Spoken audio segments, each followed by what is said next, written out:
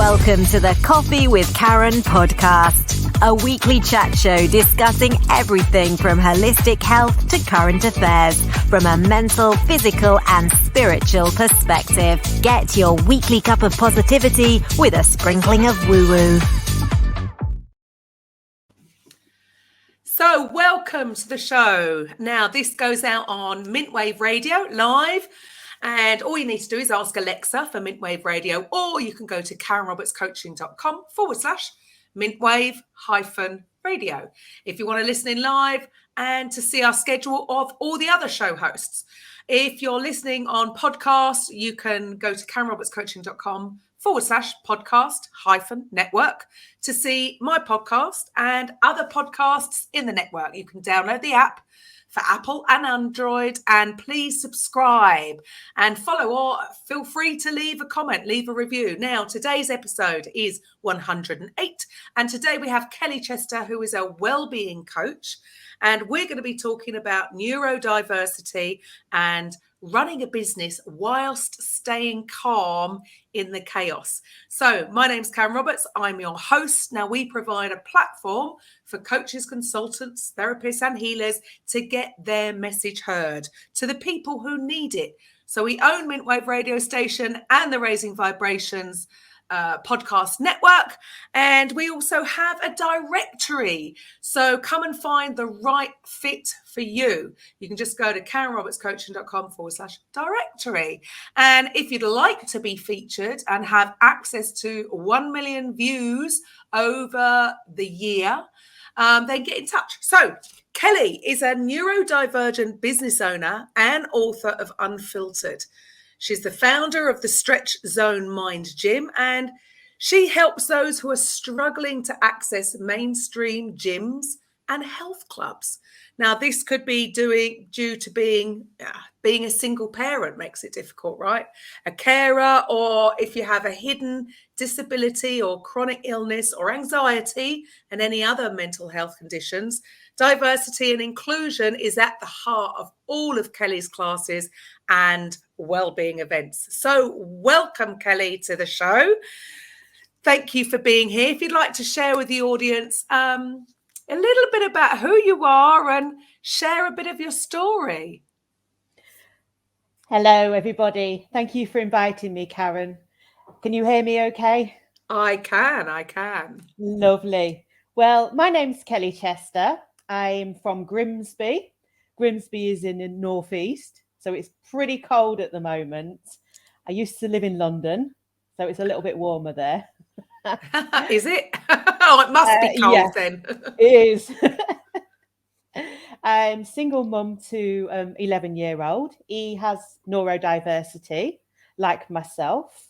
And I wanted to explain in this podcast today more about what neurodiversity and inclusion is all about, because I'm still learning, and living in Grimsby, a lot of this terminology is only just getting to my area, probably a little bit more open in London and other areas, but I'm trying to get it out there in simple terms, because I think it's just very important to actually get this movement out there properly to the right people. Right.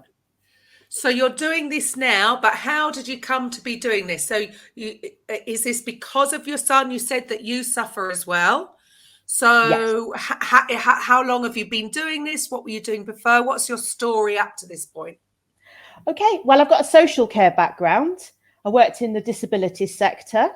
I started as a care assistant, age 16.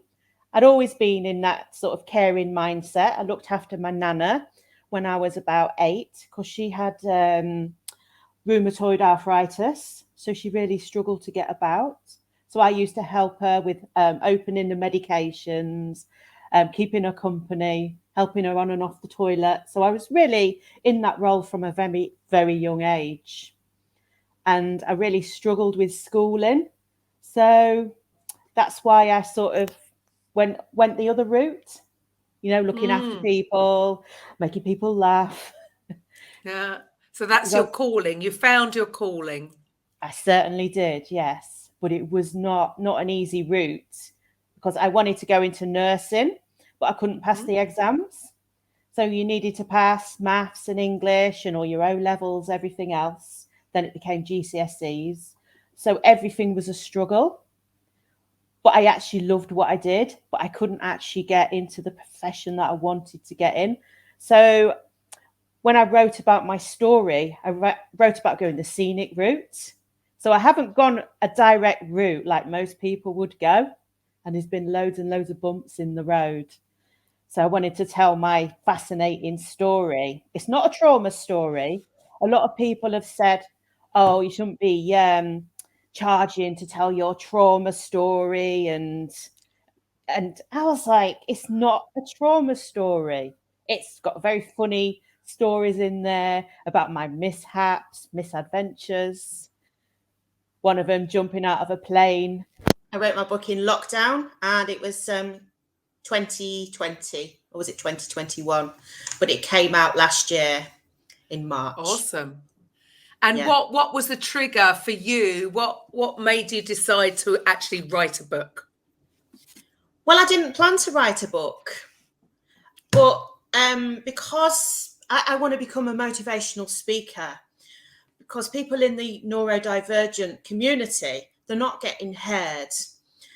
So I started doing my little rants, my little talks on Facebook, talking about the carers and people who I call the hidden army, who was really keeping things together during lockdown, because it was very difficult to actually look after if you've got a disabled child or you've got parents who are really, really struggling because they've got a disability or a chronic illness.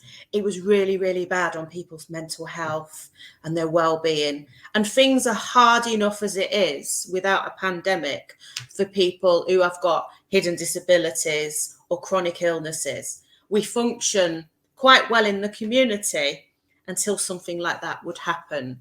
Now, you might say, oh, well, we all went through the pandemic. But if you're already struggling, it's going to be tenfold for people who have got mental health problems or they can't get to gyms, and all the gyms was closed down and they kept McDonald's open. So I was doing rants about, I called it Fat Donald's, because it was all about the profits before keeping people well. So would, even though I was struggling myself, I kept people active online, because I teach chair-based yoga, Pilates, and yin yang. So these are all my modalities that I do. So I would keep people entertained online with my little talks, a few exercises, just keeping them connected. And then I started getting people on Zoom so that we could have a cuppa with Kel, and we'd just be chatting, because people felt so isolated because they was on their own. But it was bringing this little community together. Right. So then I got noticed online. So I was part of a network, and they said, would you like to teach your class for Mama Tribe? So I thought it was to 200 people. It was to 23,000 people. So I was teaching to 23,000 people. Then I got found by this book coach who said, we'd love to hear your story.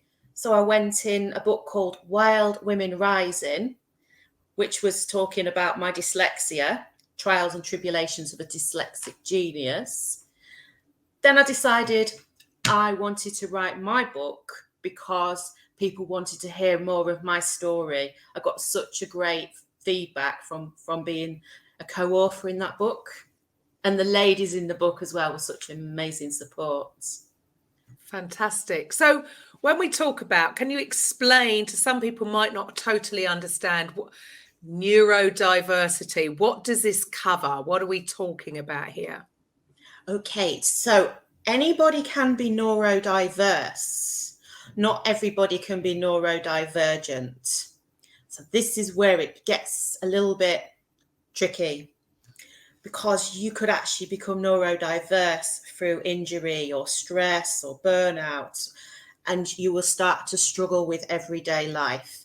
So if you are diagnosed with, this is the main umbrella, dyslexia, dyspraxia, ADHD, autism, highly functioning anxiety, and sensory issues. So then the main umbrella of being neurodivergent. But you can become neurodiverse if you're starting to struggle due to stress, anxiety, burnout, and you're starting to really struggle with everyday life. So most people can get on with life and breeze through life relatively easy. And what I mean by that is you can go through the school system, the college system, and you won't really have any roadblocks. But if you have like dyslexia or dyspraxia, things that you can't see, you're not able to navigate the exam system, or you can't learn in the normal way. And that's where I've had my difficulty, because I look so-called normal, very fit, very active. I can stand on my head. I can do the splits.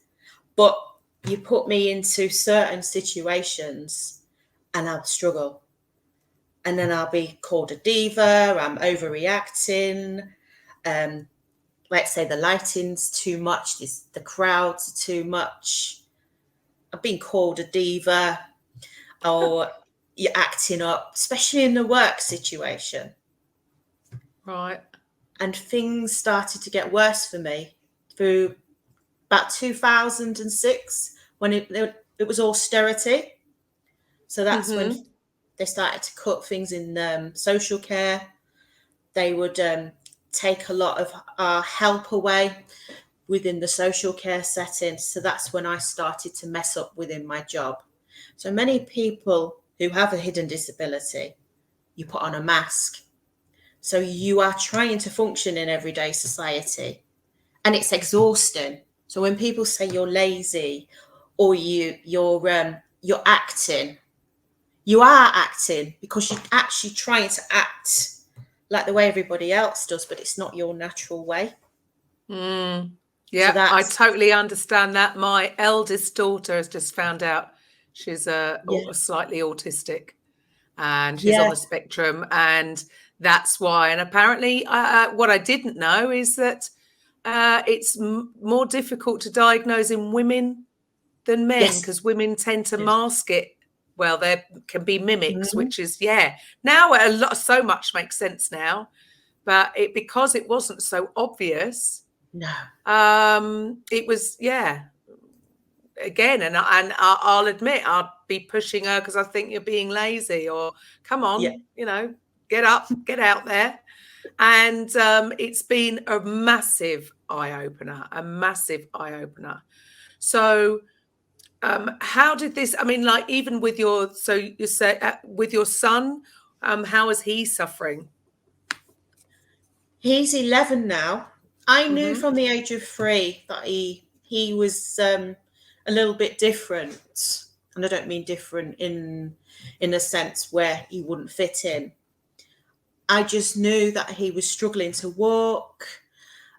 He fell nearly every day, because the dyspraxia, people think it's clumsy child syndrome. It's more about how you process things. So his brain's working faster than his legs can go. So all about orientation, how you take in your normal environment. So he kept falling over. His speech and language was a little bit delayed.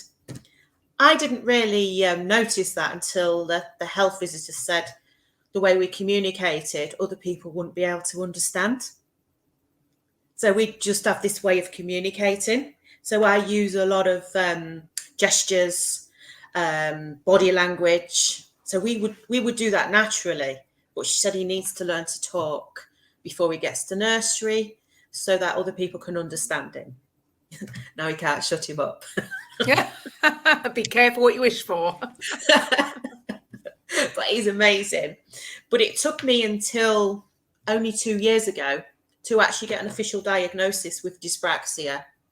He'd actually ended up in A&E about 11 times.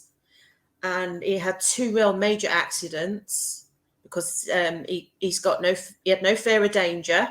If you see sheer drop at any destination, he would be there hanging over the edge.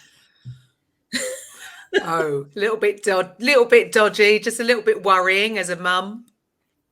Yeah, a little bit like me jumping out of a plane by myself. It's you certainly haven't got no boundaries on that kind of thing. Yeah, sure. So Yeah, how is he coping? How is he coping through school? Are there things in place at the school to help, or do you not find that it's enough? I don't think it's enough. We've never had any help or support. Everything I've had to do, I've had to really fight for it. He can't wait to leave school, and I can't actually say to him, well, suck it up kind of thing. I'm like, well, I can't actually wait for you to leave school, because then you can help me with my business. Because he's a little entrepreneur in the making. Well, there you go. And that's the problem. In school, that's not taught, is it? You're trained to be a little worker bee and get caught in the system. So do you find, have you found that people tend to excel better in certain jobs when they have these issues? Most definitely. I was talking about how I began to write my book. I did 20 years of journaling after learning Reiki. Now, Reiki is a watch, follow, feel. It's bringing in all the senses. So with a lot of things at school, it's like it's on the chalkboard and you got to copy and you got to write it down. The exams, it's all written. Whereas many of us who have got neurodiversity or neurodivergent, we're big picture thinkers. We see things in high definition, full colour. You can smell stuff. I get out the car and I take pictures of clouds. I'm just seeing the life in vibrant colours. And my son, he's so good with food. So he's getting into cooking now. He's obsessed with Gordon Ramsay. Right. So the more creative types, is there a pattern, or is it just like everybody else? It's just all over the place. Or do you see a pattern that certain people are going to tend to be more creative, maybe because of certain issues? Most definitely. I'm trying really hard to get funding for the next stage of my business, because I want to create a course myself from a neurodivergent perspective, because I find that there's a lot of courses out there, but they're not actually people who have lived that experience. And if you haven't lived that experience, then you're not able to come from that perspective. No. How do you know? Yes, it's very difficult to put yourself in that position if you've not lived it. How I find it, form filling has been a difficult one for me, and emails. So I've tried many email systems, doesn't work for me. Text and phone for me. I'd go back to basics. So it's really got to find the right thing for you, and I suppose that goes for everybody, regardless, isn't it? It's go with what works for you. And a lot of the methods, it's not expensive to actually make things a lot more inclusive. So people think, it's going to be too expensive, it's going to be too much to actually make these provisions. Talking about my son, he would often come down while I was teaching online. Mummy, I'm hungry. People love that. They love the reality. That's the beauty of an online business, though, isn't it? It is that this is going to happen. You got kids. It doesn't matter. No. So you're going to get. So tell us a little bit more. You say about you're trying to get more funding for your business, but share a little bit about your business. What specifically is your business? What do you do, and how do you help? Well, my wellbeing business, that's actually doing very well. But my real vocation is to actually get into more schools, colleges, to try and get them to do their learning in a different way. Now, something came up the other day about Rishi wanting to get people to do maths until the age of 18. That really made me explode, and I got a lot of backlash on my social media. because I'm not afraid to ruffle feathers. I just said, there's no point in making people do it to 18 if they can't add up at 16. Sort it out. So I got backlash because my language sometimes gets people going. But I didn't mean that they need to sort it out, as in the people who can't add up. I mean, they need to actually get in early from 4, to actually find the right learning styles for the individuals. So I want to actually be in there as a consultant, as a speaker, to actually give some little pointers of how they can help. Get the Smarties out, get the cakes out. My son, I'm teaching him maths, business, by cooking. So he's cooking. He's got to work out the ingredients and the shopping, how much it's going to cost. So real life stuff. As opposed Which to should be taught anyway, shouldn't it? I mean, it's crazy. It's crazy. Put it into a day-to-day life experience so that when they get out in the world, they can live. I mean, it's mad. An example. I worked my way up to an NVQ assessor in Southwark Council. But the language that they used in the NVQ courses did not relate to the care assistant's language. So I would spend my whole time just rearranging the writing and rewriting it myself. So it was in an easy to say language. So anything that I do, it's as I speak. But people like to posh things up to make themselves look good. Yes. I call them the soups or the clipboard managers. Yeah, no, it makes them feel important because they're using complicated language where it really is really not necessary, isn't it? Just put it in layman's terms and be done. That's it. This means take someone to the toilet. Yes. There you go. I mean, if you want to use complicated language, I can't even talk. There you go. I can't even get the language out. Complicated language for certain things. Admittedly, yes, okay. Lawyers and solicitors and doctors maybe, but most professions there is no need. Yeah, you're just poshing it up. There's no need for that.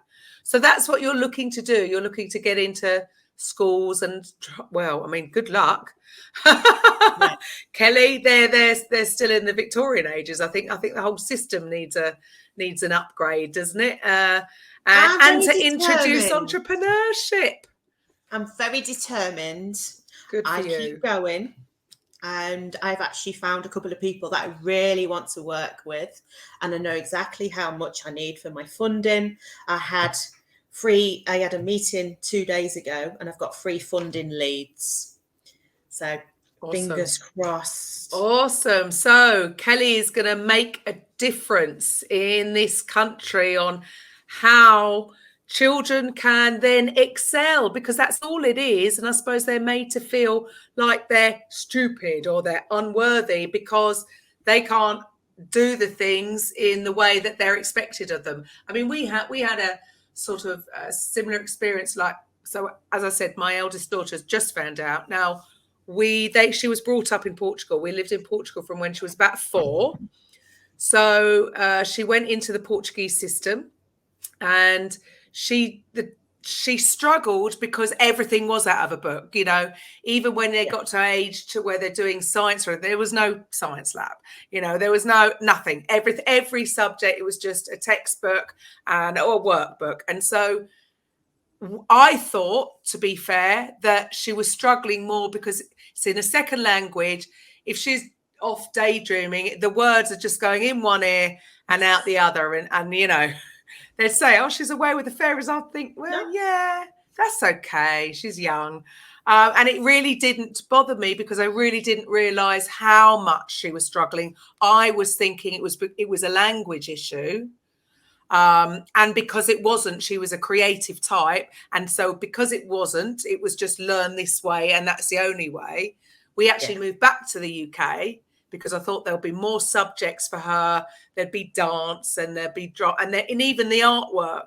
The art was it was maths really. It was all not creative art. So there was nothing for her there in the school system that I knew would work. I just sort of accepted the fact, okay, every child is different. She's not academic. She's a creative. So she needs to have subjects that are going to help her along. But she still struggled coming back to the UK.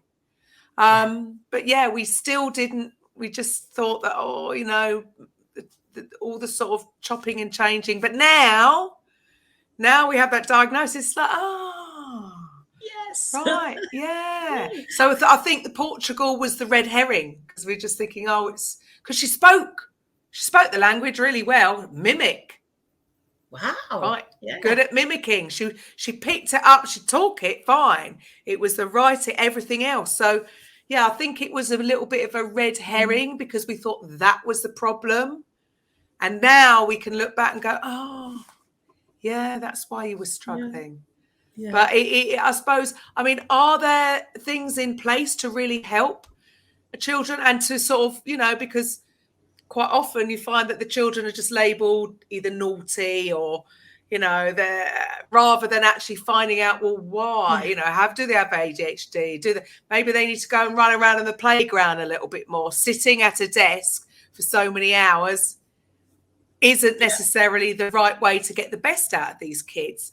You know, let them burn it off in the playground, get them come back and maybe do shorter spurts of things. But I suppose the whole system is based on this one style of learning. So how are you going to, you know, offer up an alternative? I mean, yeah, with visual, audio or kinesthetic. So a combination of those three, whereas it seems to be just one. Definitely. Yeah. I actually was lucky enough to get him in a total immersive school. So they actually, if they were doing history, they decorate the whole school as if they was in that period. So that was really good. But now he's gone to a normal comprehensive school now, which is strict. And how have you noticed a change in how he's even feeling? Definitely. He's coming home and going, I turn up every day, I do my work, and I'm getting low scores. So he said, I don't see the point in keep going because it's demoralizing. Yeah. So that's what that makes drives a lot of me sense forwards to keep going. Yeah, sure. He's coming. I'm 51 now, so he's coming. Like this is 40 years later. He's coming home with the same stuff that I was saying. Yeah, nothing's changed. Nothing has changed. And he said the kids that are naughty and disruptive or they don't hardly do much, they get better scores than me. Bless him.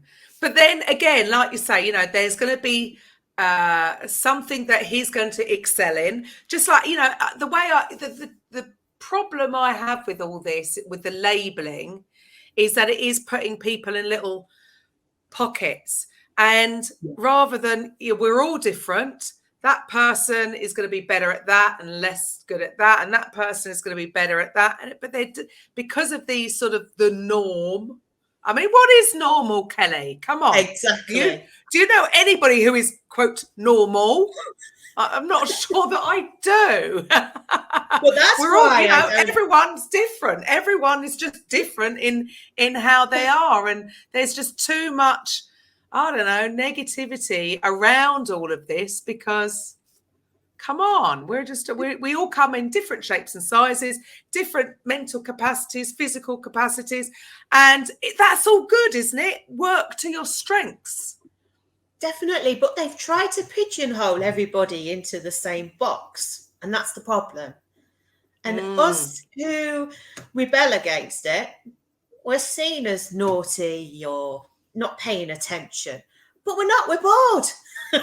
We want to bring that flavour and that colour to things.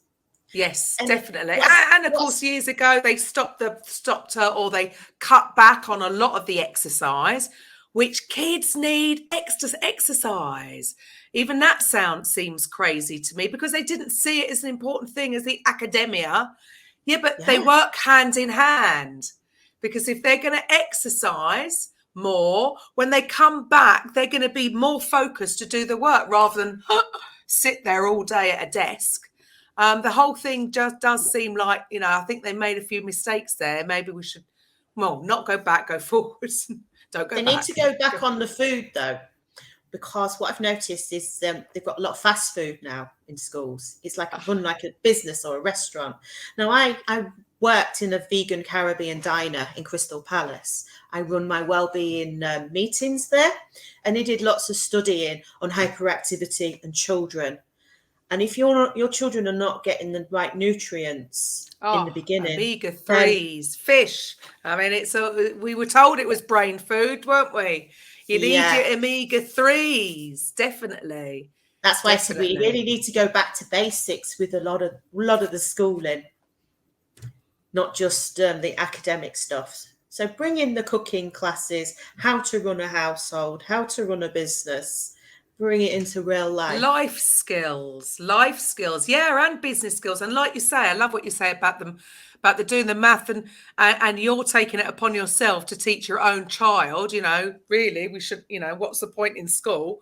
But yeah, I love that, doing it in ingredients and how to make things. Yeah, you've got to work it out, and that makes more sense, because then you're bringing those life lessons into your day-to-day life. But they don't seem to do any of that. So with you, so it sounds like you've got two. So is this two separate business? So let's go through your wellbeing business. So your wellbeing business is your Pilates and yoga chair-based. Is that, or is there anything other than that? That is, yes. But that will all mesh together, because one of the things that I've learned is what's helped with my neurodiversity. So when I had the burnout, it was the yoga that got me through. When I was having to mask and I'd be exhausted, then I'd come home and do an hour's Reiki. So it's all those little strategies that I had in place that kept me sane. Because when you're having to mask all day, it is exhausting. So you need that wind down time. And it's just showing, like, the staff or the teachers or teams, these little things that you can do, just sitting in the chair for 5 minutes, do a few stretches, a few exercises, shout into a pillow if things get too much, go for a walk. Because everyone's tied to the desk now, or it's Zoom, or they've always got the mobiles with them. It's you need to have that little disconnect. So it's like switching yourself off. So it's all techniques that are free, which wouldn't cost the company anything. Right. And there you go. And it's always the simple things that work the best, and they do tend to be free. But the problem with that is anything that is really easy to do is just as easy not to do. The slight edge. There's the rub, isn't it? I love that book. These things would be so easy. Doesn't have to take, like you said, doesn't have to take too much time. And if you're working for yourself, plan it in your day. Yeah, I've got a little mini trampoline over there. And if I've been sat on Zoom for, hour after hour, I'll just get out, have a few little bounces and then get off. It just to sort of, because I've been sat here the whole time. But yeah, getting out and having a walk. So you're really covering, so you are covering the mental, the physical, and you mentioned Reiki there. So what was your introduction? How did you get introduced to doing Reiki? I just started reading books like Louise Hay, You Can Heal Your Life. That's really a favourite book of mine. And then The Road Less Travelled, Feel the Fear, Do It Anyway. So I really got into the personal development books, and I just started exploring. And I started going through the burnout and the stress in my 20s. So I thought Reiki just seems like a really good thing to do. It was a bit hippy dippy back then. It was well out there. It wasn't even seen as a proper therapy until about not even 20 years ago, probably 15 years ago. Everyone thought it was a bit woo-woo. So I just decided I wanted to do it, and practiced every day. I loved it because it was a a see, feel, do. And it was all about listen to the hands. It was very practical. So I'm not, and you get some therapies are very, ooh, I'm not very grounded, very businesslike. I like things done in a certain way. So it needs to be done a certain way. I don't know whether that's the autistic side, but I like things in the same way, if possible. No, that makes a lot of sense. Yeah, right. I mean, I'm all for that. I'm talk about that. I've got mine here. I call it. So I'm not trained in Reiki, but I'm all about energy healing. And so I say I'm cheating. I've got my little device that can send out frequencies. So I've got something that can do it for me. One day maybe I'll learn it. I charge up crystals for people and put them on their knees and stuff. But I do channel a lot online as well in my stretch zone. So wow, she's well, you're not just this. Okay, so that wasn't mentioned on there. So you're a channeler too. Fantastic. Yeah, I've been doing that for a very, very long time. Yeah. Wow. When it's just natural to your business. Yeah, when it's just natural to you, it's just you don't really speak about it too much. I just go in and do. So all of my classes, there will be the channeling, there'll be the Reiki, the energy work. So it's a nice combo because then that's unique to you. Because then there's going to be no one else that's going to. And this is how I feel. Like all the coaches that are out there. This is why we do what we do. Is everybody's different. Everybody's got different tools in their toolbox. Everybody's doing slightly different things, helping with, I mean, obviously you're doing something very specific, very niche. And I think that's the beauty of it. You can then bring all your tools into this package so that you have a unique program to offer people. So with you, when you say, like you struggled in school and that, but how old were you when you were officially diagnosed? I was 21 or 22 when I was officially diagnosed with dyslexia. I was at the Open University. They noticed my oral comprehension didn't match my written, so I'd be speaking like 98% or something, but only get 30% in the exam. So I mean, that's interesting, shall I say? I have to be careful with my choice of words there. That how was that not picked up in your school? It was just seen as naughty or disruptive.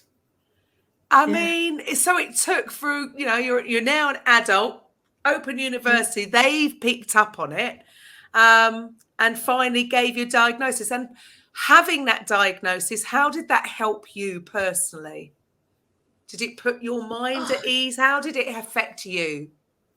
Well, I ended up getting my diploma in health and social welfare. So I ended up going to university and passing.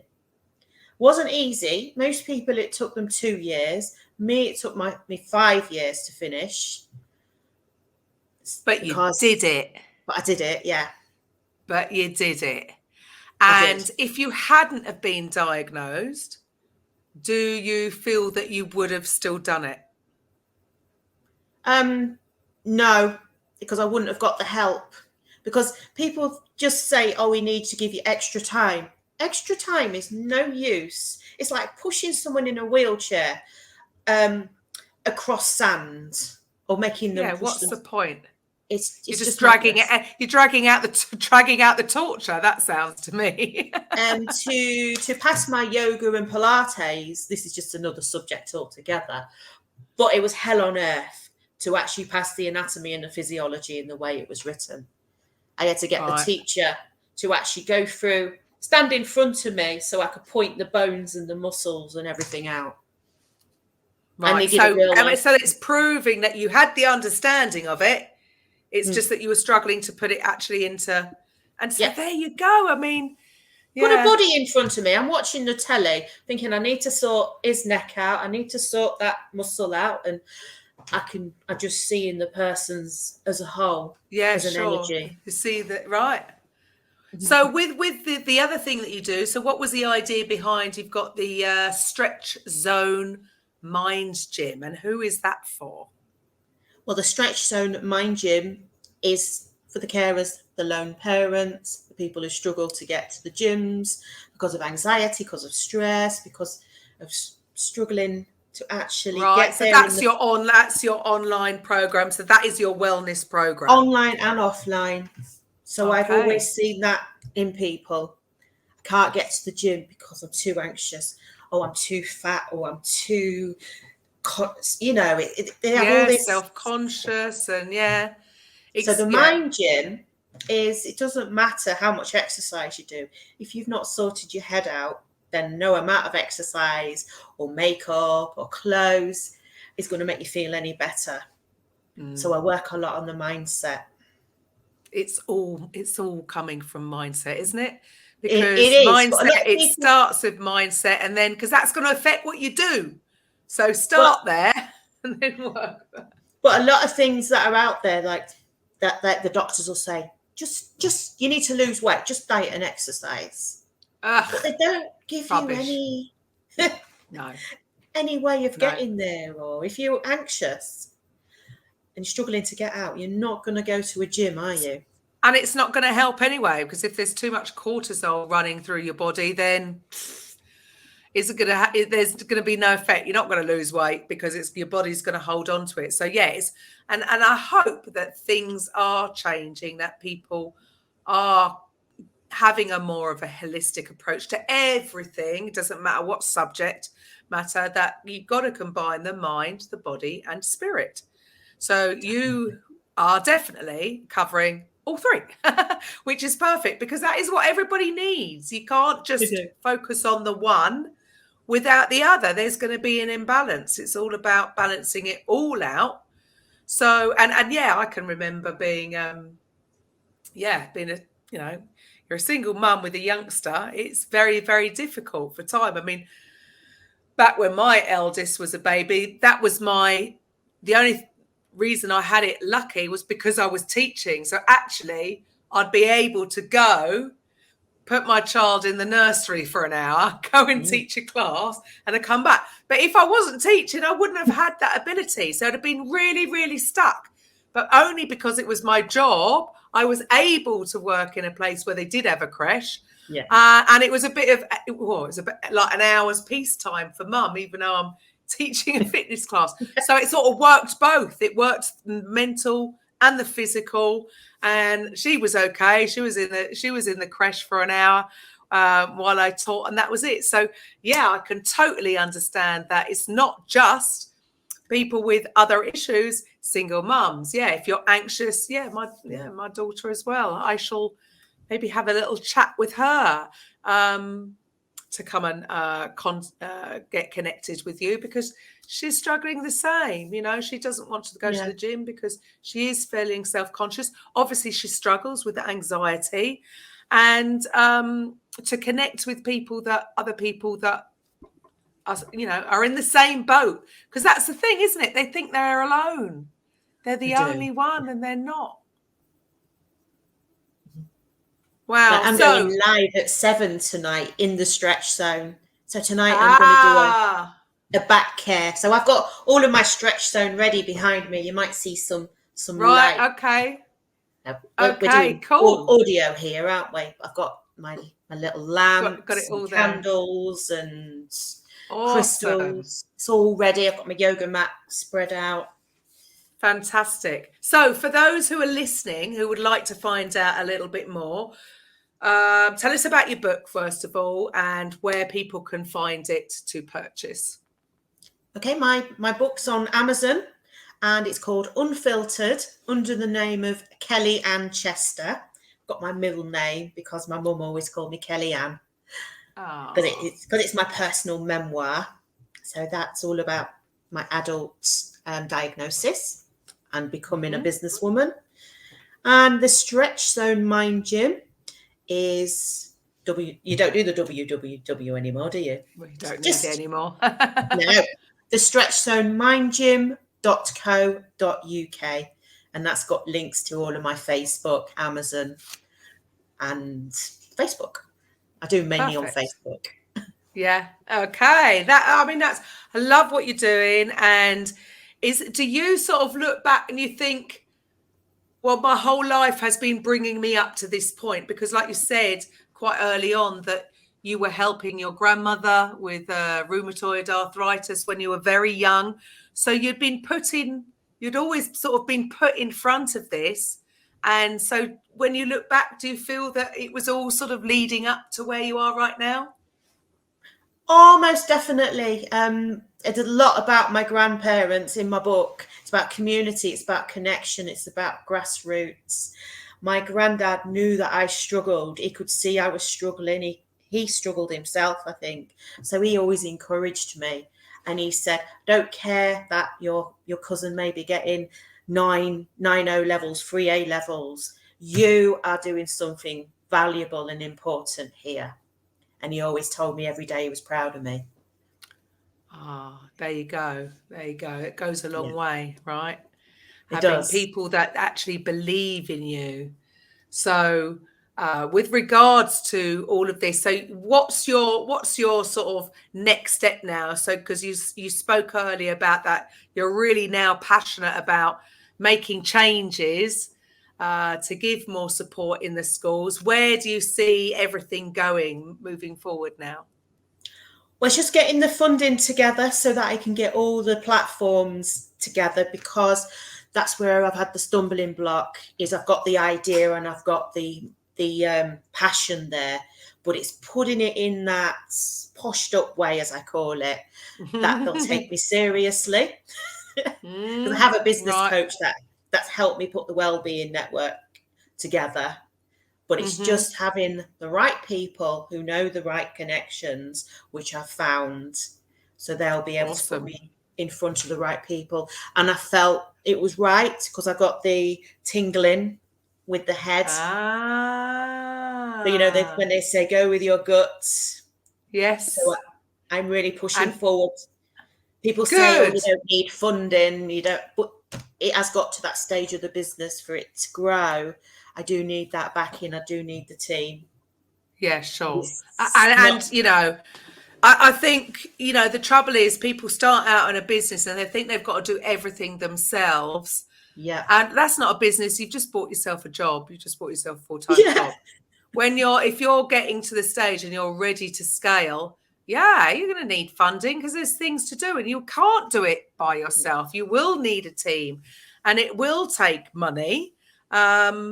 So, you know, that's the thing. I think some people have this different sort of mindset that they're going to try everything and do it by themselves. And man, that's a slow route and it's an exhausting route. It is. So, yeah, if you can get funding to take your business to the next level, I wish you all the success in that. I wish you all the success in that. So exciting times ahead then for you. Oh, definitely. I'm so excited. Unfiltered is about coming back to me before I even thought there was something wrong with me, even though there wasn't. So it's about helping people become their true, authentic selves. Any more books in the pipeline? It's not going to be my book. It's my son is actually writing a cookbook at the moment. Oh, fantastic. Excellent. Yeah, so he's already done 43 pages of it. So it's just a matter of us getting some time together to put it together. Now, how awesome would that be? See, you know, he's only 11. Just imagine he could be an entrepreneur making more money than any of them by the time he leaves school. So there you go. It just goes to show there's something for everybody. Again, it's just about, you know, in the schools, they're pushing people into a box and not everyone belongs in that blooming box. They should be out the box and that's when they'll thrive. And I think that's the thing. So much pressure is put on all these kids to be a specific way. And if they're not, they are made to feel like there's something wrong. And there isn't. They're all different and they're all beautiful and perfect in their own way and should be able to be free to find the right thing for them. Love that. Love what you're doing. I bet But your son is a very lucky boy to have a mum like you that understands it all as well and can help him going. So, look, thank you so much for your time today. So I'm going to let you get back to your Stretch Zone Mind Gym. So to the listeners, once again, what's the website if you'd like to repeat your website? It's the stretchzonemindgym.co.uk. .co.uk. Perfect. Thank you for that. And to anybody else who's listening, guys, if you are a coach yourself and you're ready to scale your business and need help with either designing, creating, marketing, or selling your own program, then come to the website up there, or you can book a short informal chat with me, KarenRobertsCoaching.com/discovery. Otherwise, I will be back. We'll be back on Monday with Coffee with Karen. So bye for now.